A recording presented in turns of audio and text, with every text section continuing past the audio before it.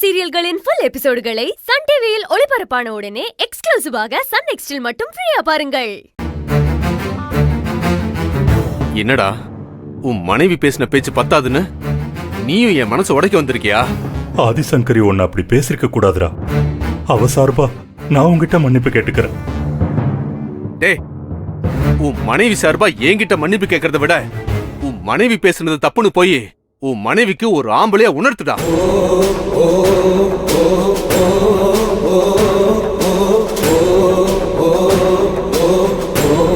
அவ முந்தானை புடிச்சுக்கிட்டு அவ செய்யறதுதான் சரி, அவ பேசுறதா வேதம்னு வாழாதரா. அப்படி வாழ்றதுனாலதான் உன் மேல உசிரியே வச்சிருந்த நண்பனோட நட்பை இழந்துட்ட.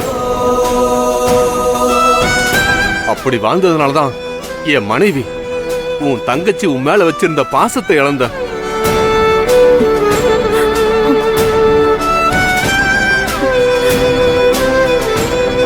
நீயும் உன் மனைவிக்கு அடங்கி ஒடுங்கி வாழ்ந்து வேற எதையும் இழந்துடாத. நீ யாரு? நான் என் மனைவியோட முந்தானையை புடிச்சுக்கிட்டு வாழறவன் இல்ல மாணிக்கம். ஆதிசங்கரி எல்லா விஷயத்திலையும் கரெக்டா தான் முடிவெடுப்பா, அத கரெக்டா தான் முடிப்பா. அதனாலதான் அவ இந்த உச்சத்தை அடைஞ்சிருக்கா. அதுக்கு மதிப்பு கொடுத்துதான் நானும் வாழ்ந்துகிட்டு இருக்கேனே தவிர அவளுக்கு அடிமையா வாழல.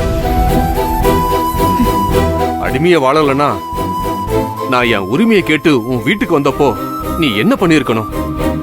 என் நண்பன் கேட்கறது சரிதான்னு நியாயத்தோட பக்கம் என் பக்கம் வந்து நின்னு இருக்கணும்.